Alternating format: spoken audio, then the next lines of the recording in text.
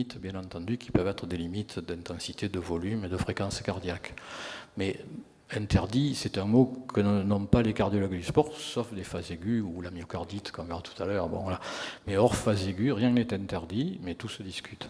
Je ne sais pas si j'ai répondu, mais on va reprendre puisqu'on va parler du cœur selon l'âge. Merci, Monsieur Gauthier. Et puis, de toute façon, vous êtes là, vous restez avec nous, comme ça vous alimenterez la discussion. Et je vais en profiter pour donc inviter le professeur Baguet à nous rejoindre pour nous parler de l'électrocardiogramme du sportif, les anomalies physiologiques. Floor is yours. Merci, mon cher Atul. En fait, tout a été dit, ou presque déjà, par Jean Gauthier, mais on va quand même discuter un petit peu de ces données-là. Merci à Ruben et à Gilles pour l'organisation de ce congrès. 9e épisode, premier pour moi. L'année dernière, je n'ai pas pu venir malgré l'invitation, donc merci en tous les cas. Merci aussi à tous ceux qui permettent d'être là aujourd'hui. Donc l'ECG du sportif, anomalie physiologique. Donc déjà dans le titre, anomalie physiologique. C'est vrai que ça peut être un petit peu étonnant. Donc c'est les anomalies par rapport au sujet normal, à l'électrocardiogramme normal, qui sont acceptables chez le sujet sportif, en sachant quand on fait un ECG à un patient, assez souvent il y a des petites anomalies. Le tout est de faire l'électrocardiogramme. Donc j'ai déjà une première question, parce que je vais un peu occuper le temps, parce que sur les 20 minutes, il y a déjà une bonne partie qui ont déjà été discutées avant. T'en as 15. Sur les 12 minutes qui me restent, j'en prends 8. Non, qui est médecin généraliste dans la salle? D'accord. Qui pratique le CG? Qui le fait en interprétant soi-même les électrocardiogrammes, éventuellement avec l'aide de la machine. Les autres font l'électrocardiogramme et qu'est-ce qu'ils en font? Ils le faxent à un collègue cardiologue? Oui, certains. Non, parce qu'il y en a qui le font mais qui a priori ne l'interprètent pas. Donc c'est tout ça pour dire qu'il y a beaucoup de médecins généralistes qui ne font pas d'électrocardiogramme, ça dépend des régions. Là, je pense qu'il y a un biais de sélection où beaucoup font d'électrocardiogramme, mais ça ne représente pas la majorité des médecins généralistes.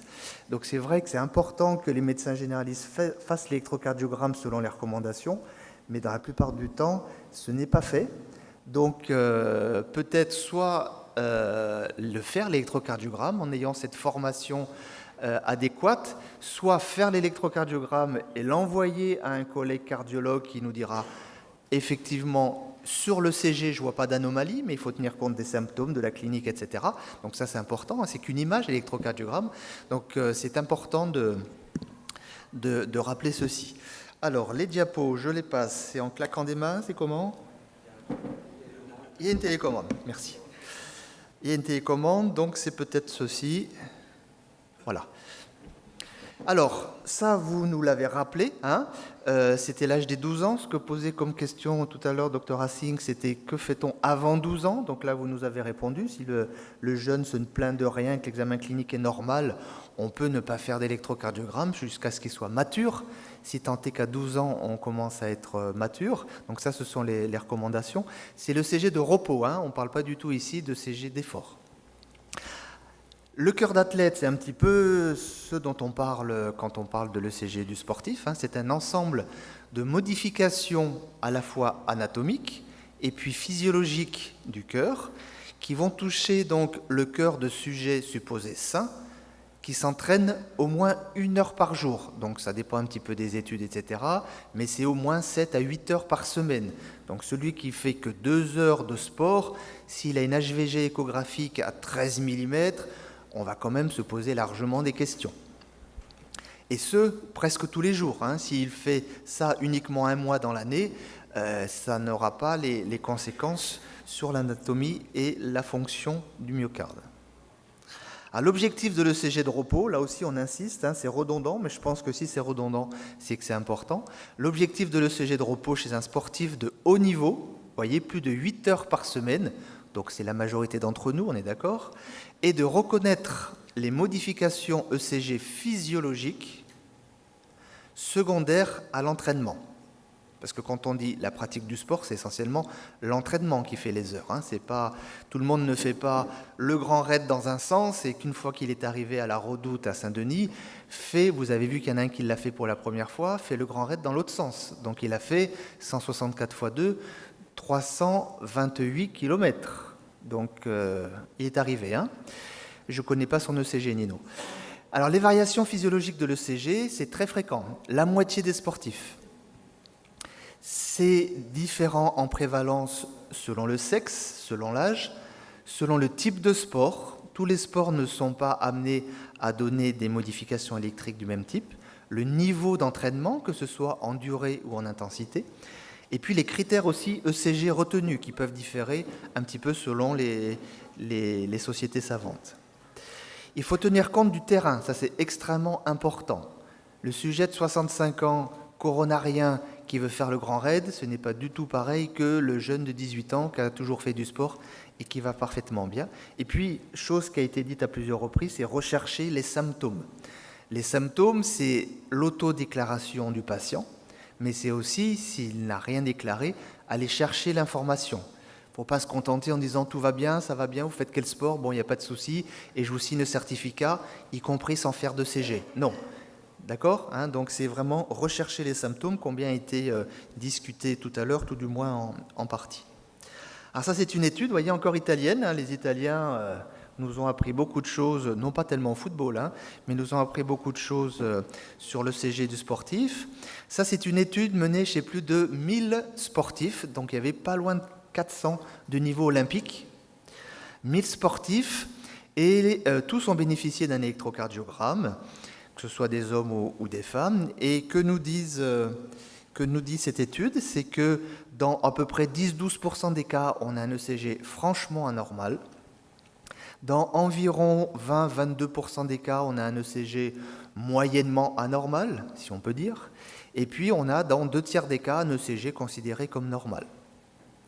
La prévalence de ces anomalies n'est pas la même. Plus souvent un ECG anormal chez l'homme que chez la femme.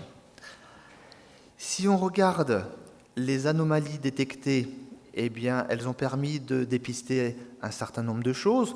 Bon, ça peut être une insuffisance mitrale significative avec un prolapsus, ça peut être une bicuspidie aortique avec une insuffisance aortique, une communication interauriculaire. Il y a eu également des CIV de mise en évidence, mais également des myocardiopathies dilatées, des sténoses pulmonaires, des myocardiopathie hypertensive, et le Wolff-Parkinson-White. Donc il y a des pathologies plus ou moins graves si l'on fait du sport dans certaines circonstances. Alors est-ce que tous les sports donnent des anomalies aussi fréquemment ? Vous voyez que ça dépend. J'ai une flèche aussi, hein, j'imagine.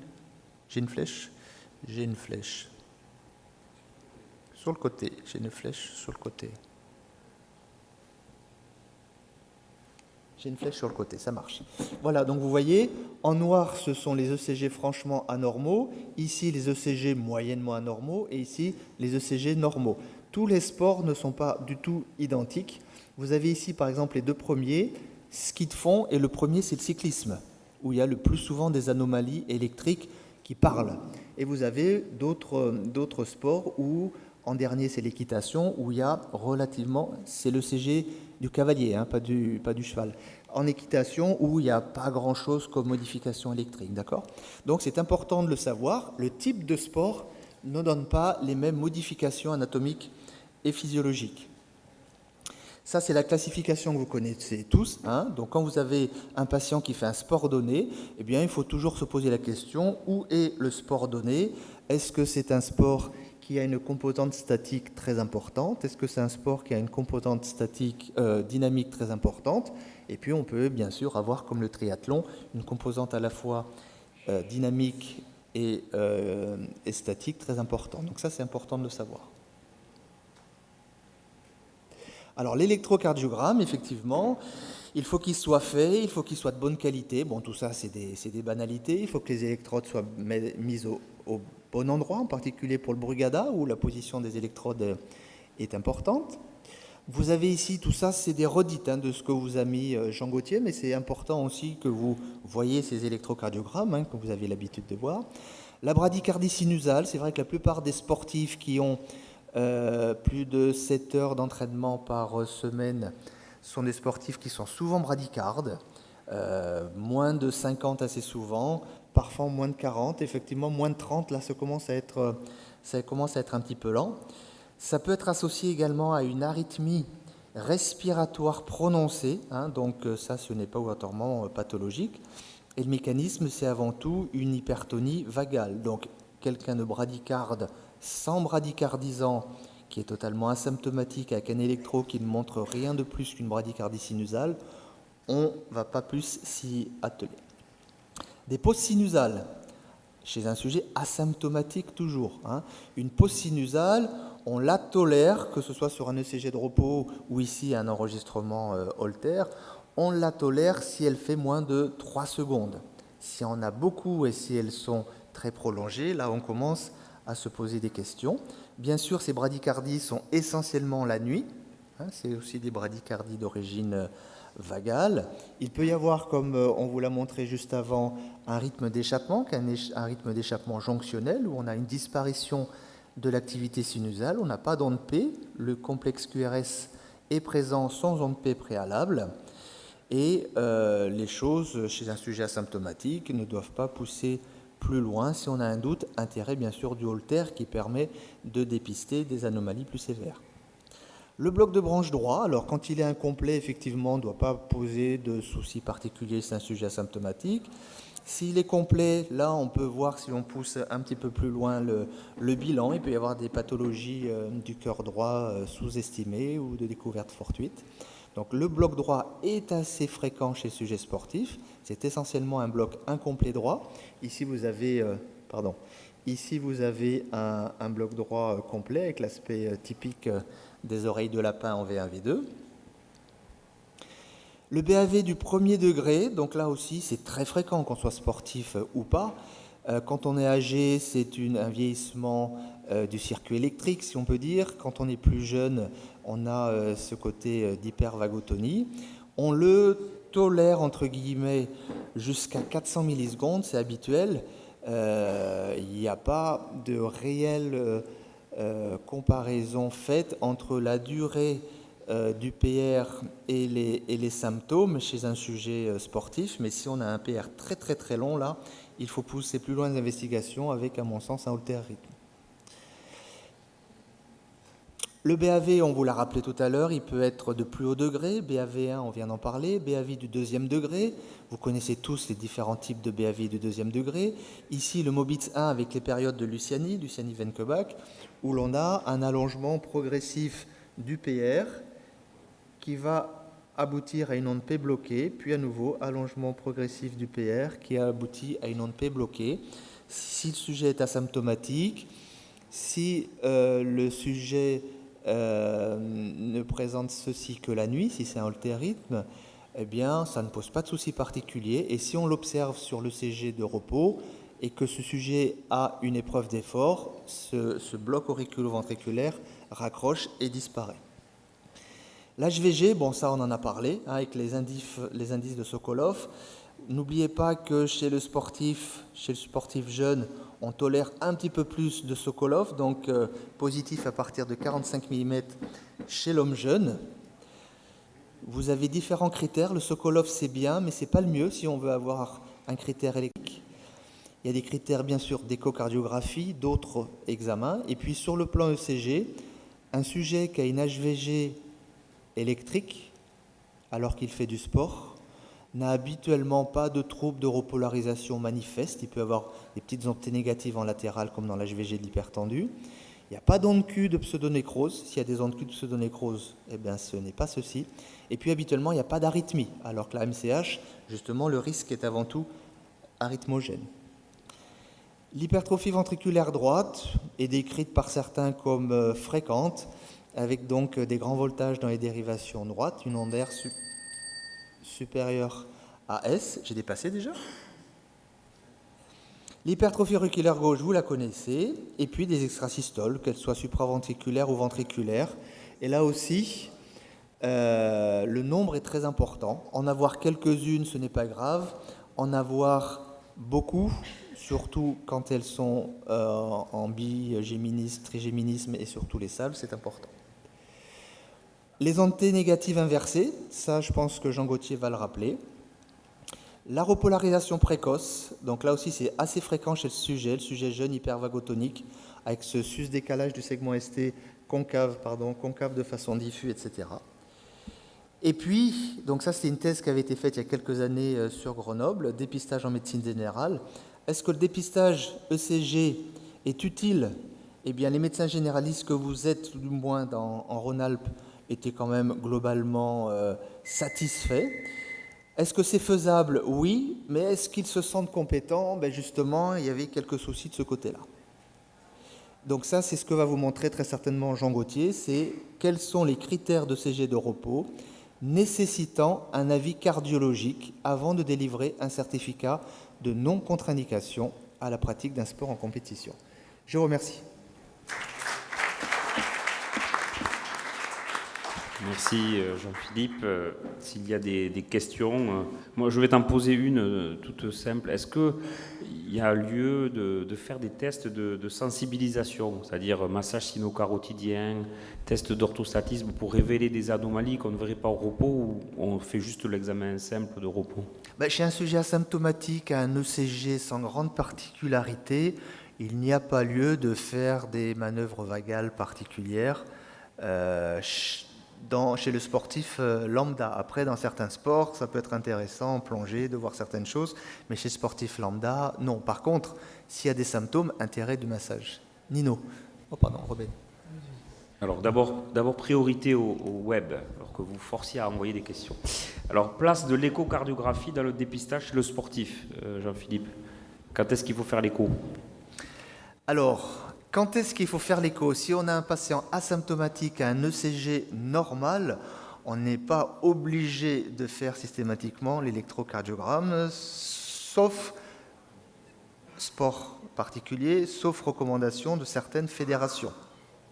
En pratique, quand je vois un patient de haut niveau qui vient pour faire un trail, le grand raid et autres, ça met 1 minute, ce n'est pas l'échographie ouvertement complète, mais en 1 minute, on sait si on a une myocardiopathie, une HVG, si on a des valvulopathies significatives, si on a une grosse cavité droite, si on a une grosse aorte, etc. Donc ça, c'est l'échoscopie. J'aime pas le terme échoscopie parce que soit on fait une écho, soit on ne fait pas une écho, mais on a l'outil, pas toujours, mais quand on a l'outil disponible dans la pièce, moi j'avoue faire volontiers l'échographie cardiaque du sujet sportif, même asymptomatique à ECG normal. Oui, monsieur, vous avez une question, je vous en prie. Oui. Tu nous as montré l'étude italienne où les deux sports qui entraînent le plus d'anomalies au repos sont le cyclisme et le ski de fond. Et je suis désolé pour toi, oui.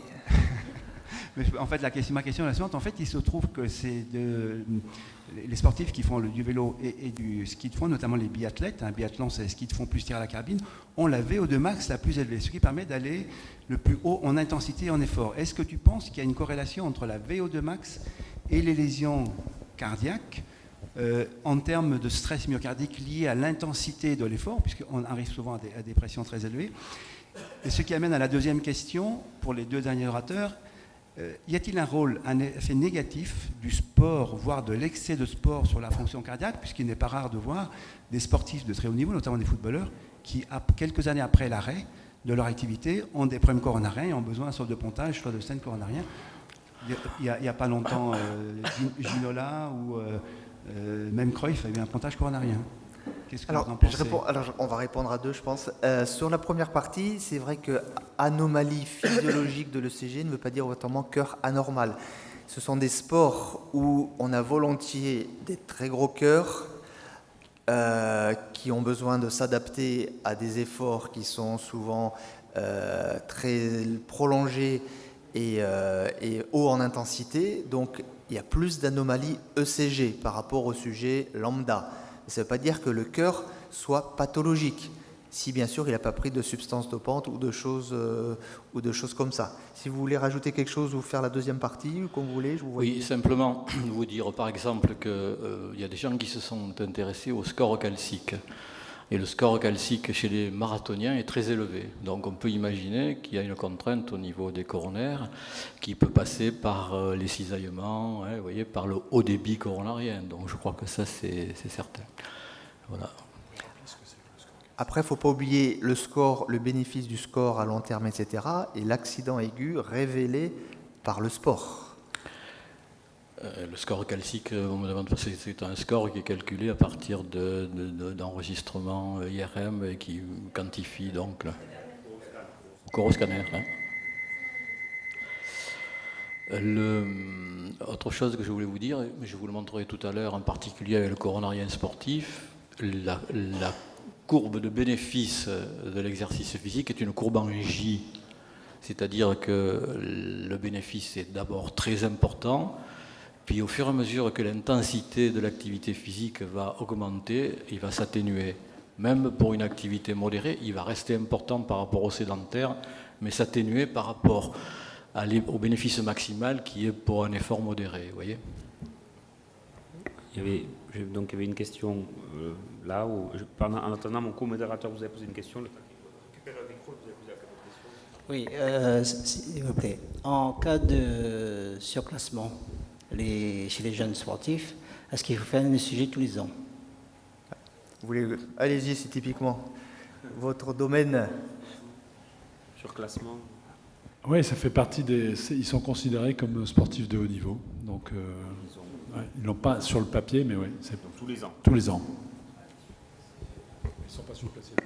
Dernière question, je vous en prie, monsieur. Oui, merci. Pour les cyclistes qui ont des, entre guillemets, si j'ai bien compris, moi qui ne suis pas cardiologue, des cœurs musclés, est-ce que, enfin, plus gros et voilà, est-ce le qu'on a score d'Eddie Merckx voilà, touche est-ce qu'on a les une deux idée, parois. parce que en fait, les gens qui s'orientent vers un sport, c'est parce que aussi, dans leur choix, ils ont des qualités naturelles pour ce sport. Est-ce que sur la taille du cœur, entre guillemets, l'hypertrophie, on a une idée de la part génétique, c'est-à-dire qu'en fait, ils seraient présélectionnés parce qu'ils seraient bons dans ce domaine, et la part liée à l'entraînement, vous voyez ce que je veux dire ? Moi, je pense que la réponse est non. Génétiquement, si on est prédisposé, mais prédisposé, ça voudrait dire qu'on a déjà une HVG, c'est ça, d'adaptation. L'HVG, elle est surtout le fait, en dehors d'une pathologie génétique, la MCH, est surtout le fait d'une contrainte, l'HTA, le RA, le sport. Donc avoir une HVG qui nous dit c'est un bon cœur, il va encore faire plus de sport, il va l'hypertrophier, mais dans le bon sens, je pense que non. Mais quand même, au niveau des fibres myocardiques, l'entraînement va pouvoir modifier quelquefois le type de fibres lentes, modifier le pool de fibres lentes par rapport au pool de fibres rapides, prédisposant quand même des sports plutôt que d'autres. Et là, il y a, si ce n'est pas génétique, il y a quelque chose d'ethnique. Il y a une prédisposition, mais pas visible si c'était la question sur l'ECG ou l'écho. Ça, on ne peut pas savoir.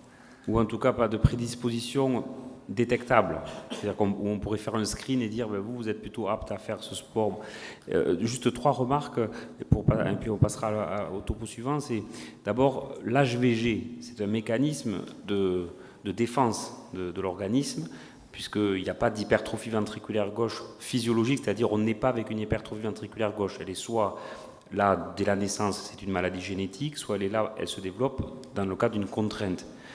Et puis, la recherche expérimentale nous montre de manière très intéressante que pour des raisons biologiques données, cette HVG bifurque soit vers de l'HVG compensatrice, adaptée, physiologique, c'est celle qui est décrite chez le sportif, soit une HVG, comme l'a rappelé Jean-Philippe Baguet, pathologique, qui fait le lien de l'insuffisance cardiaque. C'est le lien entre la gâchette, qui est l'agression X, ischémie, hypertension, valvulopathie, et la survenue de l'insuffisance cardiaque. Le lien entre ces deux entités, c'est l'HVG. Donc ça, c'est quelque chose de très intéressant d'ailleurs, qui fait l'objet de plein de travaux, parce que comment on pourrait switcher une HVG pathologique vers une HVG physiologique et éviter la progression dans l'insuffisance cardiaque. Deuxièmement, sur la prédisposition génétique, peut-être élargir aussi le propos, parce que finalement le sport, c'est pas juste une question d'électrocardiogramme, de tension, de fréquence, mais c'est aussi une question d'environnement.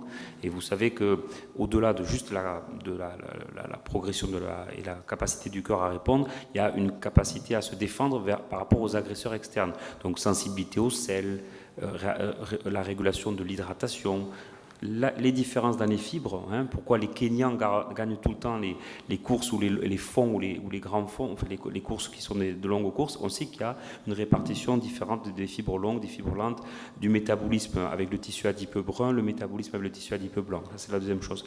Et troisièmement, je crois que c'est important de retenir, c'est que l'événement cardiologique qui nous fait peur, c'est-à-dire par exemple la mort subite ou la complication cardiovasculaire, c'est le résultat en fait d'une triade. C'est qu'il y a une cardiopathie sous-jacente qu'on doit dépister, détecter avec l'électro. Il y a un environnement, l'hyperadrénergie, la disparition du vague, et puis il y a une gâchette, une extrasystole, une hypokaliémie. Et le résultat clinique, c'est souvent l'interface de ces trois éléments. On en dépiste un, mais ça ne fait pas tout. Hein. C'est-à-dire que c'est pas parce que quelqu'un a un cœur normal à l'électro ou à l'écho qui ne fera pas d'événement. Inversement, c'est pas parce qu'il y a une anomalie électrique ou d'imagerie qu'il fera forcément. Il faut qu'il y ait cette interface entre les trois événements. Il y a une chose simple, ça va me faire gagner du temps pour le deuxième exposé. L'hypertrophie ventriculaire gauche du sportif, on vous l'a dit, c'est une hypertrophie d'adaptation. Mais si vous arrêtez le sport, elle régresse. En 3, 4, 6 mois, vous n'avez plus d'hypertrophie. Hein? Bon, quand elle ne régresse pas, c'est qu'une pathologie s'est surajoutée. Voilà. Donc pensez que l'hypertrophie ventriculaire gauche d'adaptation du sportif est éphémère et régressive à l'arrêt du sport. Ce qui n'est pas le cas des cardiomyopathies hypertrophiques ou autres qu'on a évoquées tout à l'heure et qu'on va revoir. On va passer au dernier exposé. Jean-Philippe, tu vas nous rejoindre, comme ça tu vas discuter avec nous, puis vous allez peut-être présenter le dernier exposé.